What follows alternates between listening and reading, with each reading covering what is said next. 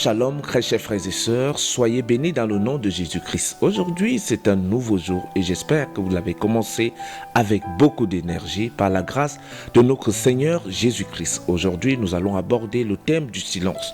Pourquoi est-il important de garder le silence? Pourquoi le silence est important? Très chers frères et sœurs, Dieu nous a donné le silence comme une arme pour vaincre les actions de Satan.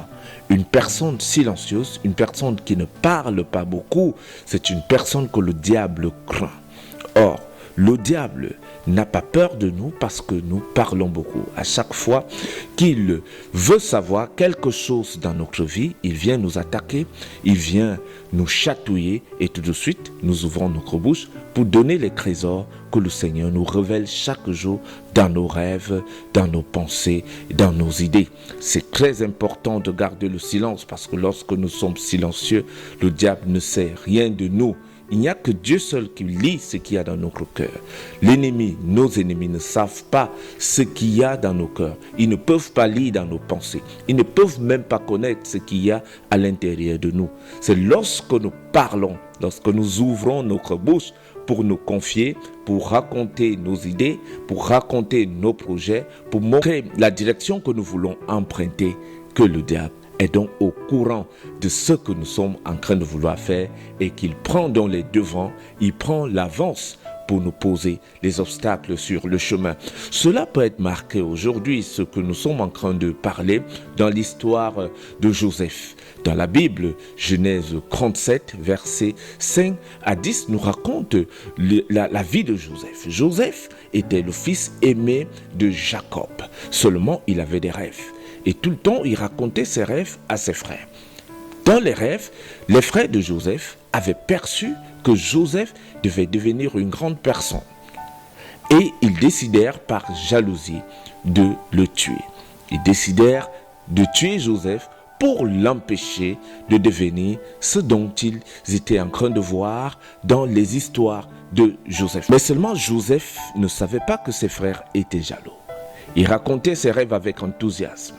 Mais il ne savait pas que ceux qui écoutaient son histoire, ceux qui écoutaient ses histoires, étaient plutôt jaloux parce que eux, ils voyaient l'avenir de Joseph à travers les rêves de Joseph. Beaucoup d'entre nous aujourd'hui se comportons comme Joseph.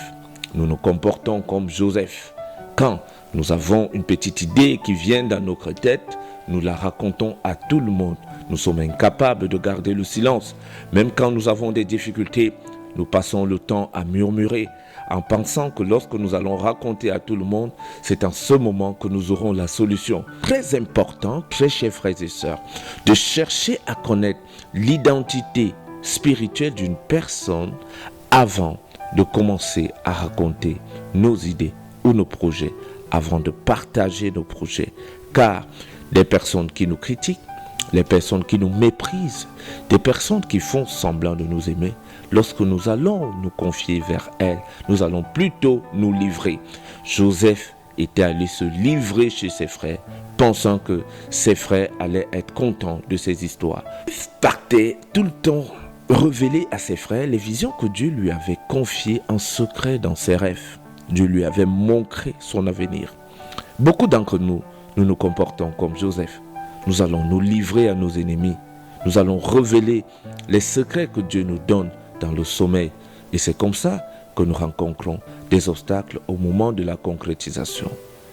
Nous devons apprendre donc à garder le silence pour que les plans de Dieu se réalisent avec rapidité dans notre vie. Beaucoup de personnes devraient être bénies depuis très longtemps. Mais à cause de la bouche, parce qu'on n'arrive pas à garder le silence, parce que nous murmurons, parce que nous nous confions partout et n'importe comment, que nous avons connu des retards, nous avons connu des échecs, nous avons connu des problèmes qui n'étaient pas prévus dans le plan de Dieu.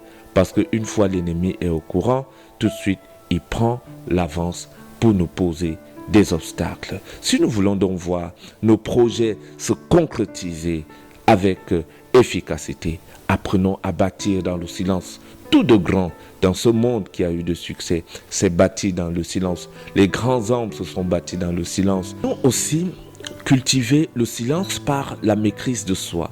Parce que l'ennemi n'aime pas nous voir sourire. L'ennemi n'aime pas quand nous sommes dans la joie, quand nous sommes en train de faire des bonnes choses, quand nous sommes en train de refléter le bonheur. À ce moment, il viendra nous lancer des paroles, il viendra nous attaquer, il viendra chercher à nous voler cette paix, nous voler ce sourire. Et nous devons comprendre cette technique-là pour empêcher l'ennemi de nous attaquer. Nous devons apprendre à nous maîtriser par le silence. Même si on nous attaque, même si vous attendez quoi qu'on a dit de vous, même si on vous insulte, apprenez à répondre par le silence. Fermons notre bouche et laissons Dieu réagir. Nous avons un Père dans les cieux. C'est un Dieu qui est bon. C'est un Dieu de justice. C'est un Dieu de paix.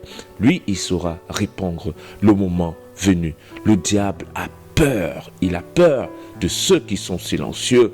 Et Satan, il a peur de ceux qui sont silencieux. Il a peur de ceux qui n'agissent pas n'importe comment. Il a peur de ceux qui ne se lamentent pas. Donc ce message va permettre à une personne de grandir spirituellement en apprenant à garder le silence en toutes circonstances. Que le Jésus-Christ nous protège, qu'il nous bénisse et qu'il nous conduise dans la vie éternelle. Amen.